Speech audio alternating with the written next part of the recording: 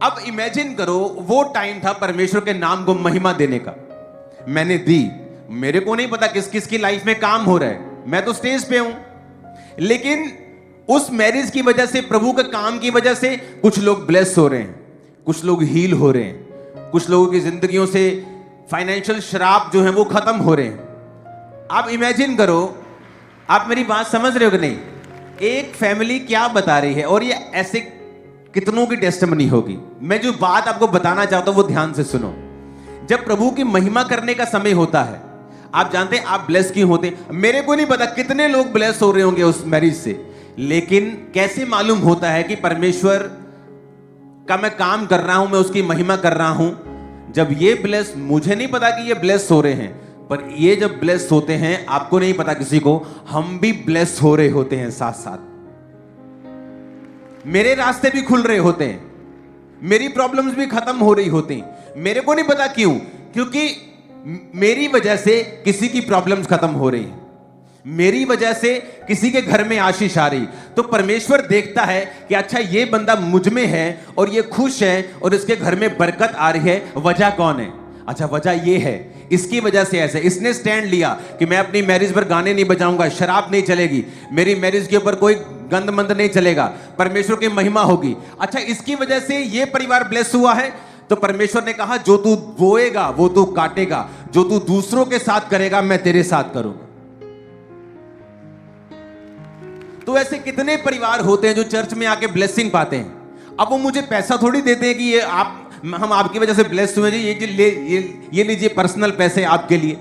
लेकिन परमेश्वर मुझे अपने तरीके से ब्लेस करता है, क्योंकि मैं दूसरों की ब्लेसिंग का अगर कारण बन रहा हूं तो परमेश्वर देखता है। इसलिए वचन में लिखा है कि जब एक अनाथ, जब एक विधवा तेरे कारण रोएगी तो मैं उस आंसुओं को देखकर उसका न्याय करूंगा और तू भी रोएगा। तो इसीलिए अय्यूब कहता था कि मेरे कारण विधवा आनंद के मारे गाती है, मैं अनाथों का सहायक रहा हूं। और अगर आप ध्यान से बाइबल पढ़ेंगे तो अय्यूब जो था उस देश का सबसे अमीर इंसान था। 7,000 ऊंट, आप इमेजिन करो, आज का ऊंट तब का ट्रक था, तो तब ट्रक नहीं होते थे, टाटा ट्रक नहीं चलता था, ऊंट लेके जाते थे सामान को। तो इमेजिन करो एक बंदे के 7,000 उसकी ट्रांसपोर्ट थी, ट्रकों की, गधे थे, घोड़े थे, सब कुछ था, बहुत अमीर हो गया। और जब वो अपने बता रहा है रीजंस को कि मैं अमीर हूं, और बीच में बताता है कि परमेश्वर ने मुझे ब्लेस किया, मैं अनाथों का सहायक हूं, विधवा मेरे कारण आनंद के मारे गाती थी। जो परदेसी होते थे मैं उनका हाल जानबूझकर पूछ लेता था, पूछवा लेता था हाल उनका, बहाने बहाने से उनका हाल पूछता था।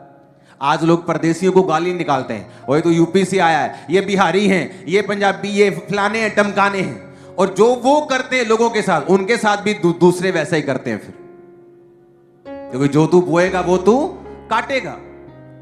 और जब आप प्यार करते हैं, जब आप दूसरों के लिए आशीष का कारण बनते हैं, परमेश्वर आपको देखता है और फिर वो आपको वहां से ब्लेस करता है जहां से आपने सोचा भी नहीं होता। आप मेरी बात समझ रहे कि नहीं?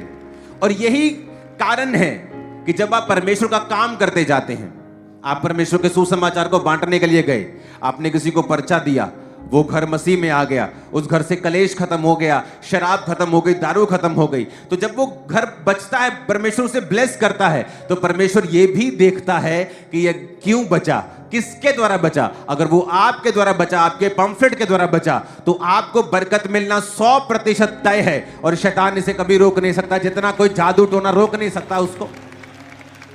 कितने मेरी बात को समझ रहे हैं? यही रीजन है, जब आप उत्तम रीति के साथ, प्रभु के साथ पवित्रताई में चलकर सेवा करते हैं, आप ब्लेस होते हैं। आपकी ब्लेसिंग का कारण ये नहीं है कि जो जिनको आप ब्लेस कर रहे हैं वो आपको कोई फायदा दें, लेकिन परमेश्वर आपको अपने तरीके से, अलग तरीके से, फेवर के साथ, पता नहीं किन किन तरीकों के साथ वो आपको भी ब्लेस करता है। हालेलुया। इसलिए बाइबल कहती है, मेरे भाइयों, भले काम करने में हियाव मत छोड़ो। इसलिए बाइबल कहती है कि तुम्हारे मसीह में की गई मेहनत कभी भी व्यर्थ नहीं जाती। तुम मसीह में मेहनत करोगे, तुम्हें फल मिलेगा, इधर से नहीं मिलेगा। जिसकी जिंदगी में तुमने किया वहां से अगर नहीं मिलेगा तो कहीं और से मिलेगा, लेकिन मिलेगा जरूर।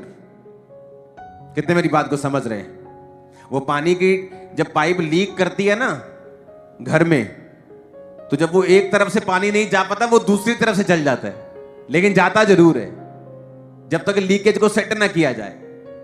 तो ब्लेसिंग अगर एक तरफ से नहीं आएगी, शैतान एक काम को बंद कर देगा। यीशु के नाम में आज से 7 दिशाओं से आएगी, चारों दिशाओं से आएगी। आमीन। मेरे को खड़कने वाला चाहिए चर्च।